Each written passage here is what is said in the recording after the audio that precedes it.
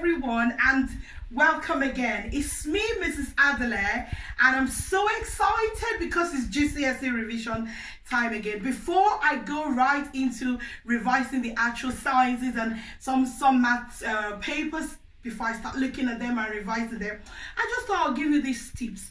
Sometime in February, I had a seminar called GCSE Exam Success Seminar. It was well attended by parents and GCSE students. But yeah, in fact, I have students from year 9, and since then they've been really revising. They've taken on board the pieces of advice that I gave to them, and I thought I'll share them with you. Now, there are a few things that would help you to achieve the goals that you desire. The first one is to set your goals. So number 1, set your goals. I know some of you already set your goals.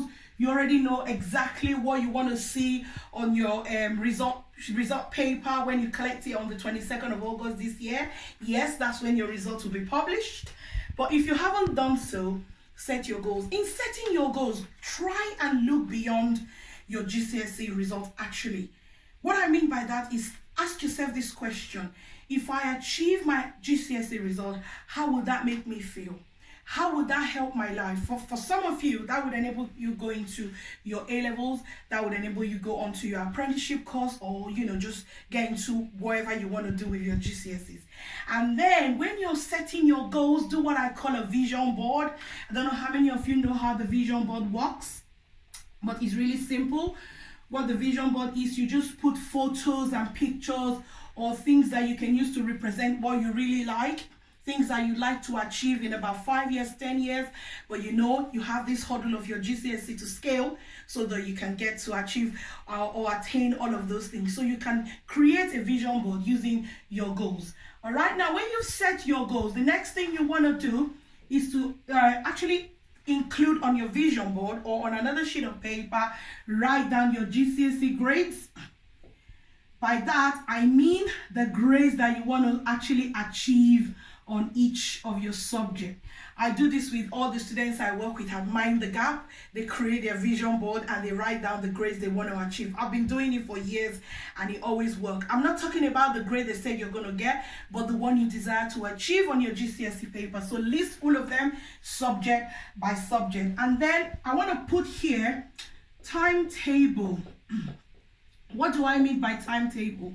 By now, you should have your study timetable. If you haven't done that yet, it's almost too late, but not yet late. So tonight, I want you to draft a copy of your timetable for yourself.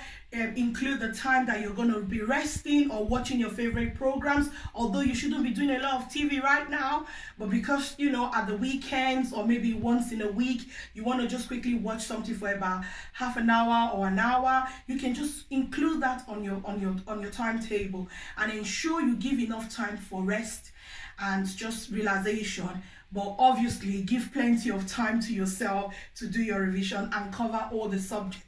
And another tip that's really good in creating your timetable for your exams is to ensure that if you put a subject like physics, you don't necessarily need to follow it with math. You can follow it with maybe PE or IT or something that's a bit easier for you to draw music. Just kind of juggle them up like that. Or when you've done physics, you can do English and then you go on to chemistry and things like that. But if there are subjects that you feel confident about learning together, for some students, they like to do physics and maths together. Why not? You can do that if that works for you, but do what's good for you. And then the fourth thing I want to remind you of, another very efficient tip to achieve your GCSE grade, is exam board. What do I mean? I discovered that even before GCSE, some students still don't know their exam board. If you do not know the exam board for each of your papers that you're writing, you need to ask your teachers. Make sure you know if you're doing the AQA, EdSL, OCR. Just make sure you know your exam board. And if it's the science exam you're writing, by now you should know if you're doing the triple or the combined science. And just make sure you know your tier as well. You're doing the higher, you're doing the foundation. Most people already know that. If your school's still trying to decide if they're going to let you do the higher paper and you really want to do the higher paper, Go and check what you obtained in your mocks, your last mocks, and then discuss with your teacher so that you can start to revise. But if you really want to do the higher and you feel you did very well in your mock, say the maths or the science, because those are the two subjects that still do the higher and the foundation tiers, make sure you start doing more of the higher topics in those subjects, and then go and have the conversation. Don't wait. If your teachers can't find the time, get your parent or your guardian to ring in and book an appointment so they can discuss it and get it out of the way, because time is of the essence. And then number 5, I wrote here coursework. There are still a few subjects that require you to complete the coursework. So like maybe technology, or I don't know, some courses, business, they still require you to complete your coursework. You need to make sure you cross every T and dot every I. By that, read between the lines, look at your printout, the guide printout that was given to you. Make sure you are hitting those top ends of the requirement, and make sure you read in between the lines and plot your graph if you need to plot a graph, if you need to complete a table. Just make sure you check those little details with your teachers and ensure that your coursework, if the deadline is not passed yet, if the deadline is passed, then just concentrate on revising for the exam. And then 6 is very important. I'm going to write it in capital letters: past papers.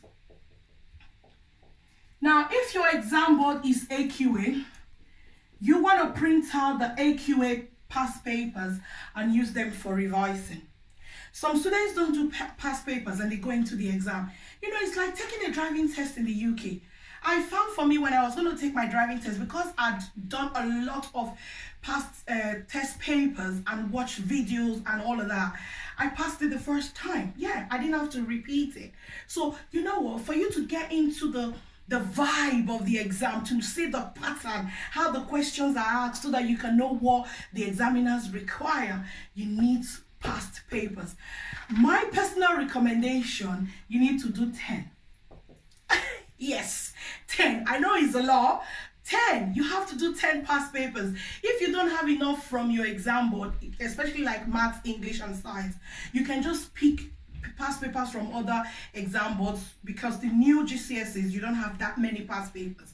You can use the sample papers, and you might not have access to the last year's papers, but if you do, if your teachers can give them to you, because the mocks are over now, they might be able to give them to you. Otherwise, you cannot find them online. So you just look at other exam papers. Do not concentrate on the exam boards that are not yours, just for you to get a bit more to do. And then another thing you can do, you can ask your teachers to just give you some extra questions. And then for the 6-mark questions in your subject area, ask the teachers to give you some more 6-mark questions, or long or extended writing questions, so that you can practice. And then, although I'm not an English teacher, I've worked with a lot of English. I've given a lot of support to students with their English, and I found that for the language, just writing using your imagination, and just practice with lots and lots of past papers helps a lot. And then number 7 tip for me is watch revision videos like mine. Last year, students who watched my revision videos, many of them were able to increase their GCSE grades by 2 grades, some 3, just by watching my videos and following the tips that I was giving them, asking questions, and I was giving them individual help. So watch revision videos. Number 8, I've put here, attend your school revision sections. Attend school revision sections. But let me say something quickly. Revision sections, if you know that your school revision section is not well organized, or if students just muck about in the IT room, they're on their phones, I think it's going to be a waste of your time. So what you want to do, you want to just carry on with your own personal revision. And if you have a school where it's really well organized, I know that the school I was working before I stopped, they really had a well-structured after school revision sections, and it's really very important. Those teachers are giving up their time, so I recommend that you attend anyone that's available. Then number 9, I want to talk about the apps on your phone. Apps on your phone. Take them off. Yeah, take all the apps off. You don't want the distraction. I mean, it's less than 60 days. You can give that to yourself. You deserve to give it to yourself. Forget about Snapchat, forget about Facebook, forget about all of these things, unless of course you're watching revision videos through those media. If not, please don't spend time on those media again. Just take them off your phone. If you can, hand your phone over to your parents and just go with a brick for now. I know some people cringe at the thought of that, but if you can do that, it would be very, very helpful. But you know you need to watch it. Don't stay on your phones. It doesn't help. Many students who just give up their phones before GCSE find out that they do a lot better and they're able to gain better grades. And then the last one I want to write about is rest. Plenty of rest, and drink a lot of water. Yeah, drink water. So what you want to do, avoid staying up late. You want to go to bed early and then you want to have enough rest at night, enough sleep, rest your muscles, rest your bone. If you're somebody who gets involved in sports, yeah, do them, but not too much, so you're not too tired at night, and then you can have enough rest at night, and then when you wake up in the morning, you're fresh, you're ready to face the day. And then keep revising. Drink a lot of water. No fizzy drinks, please. Just drink a lot of water to give yourself, to detox your body and get you really in the right thinking mode that you want to be. And by the way, those year 11s that I worked with today, you girls are the best. There was actually no boy in the class, I just realized. You young ladies are the best. Keep revising. Remember, no matter what happens, if you just keep revising bit by bit, you will get there. I am so confident that if you keep doing it, you are going to succeed. Success is your portion and you will get there. Stay tuned for another time when I come here again to do more revisions or start the actual revision. Keep revising.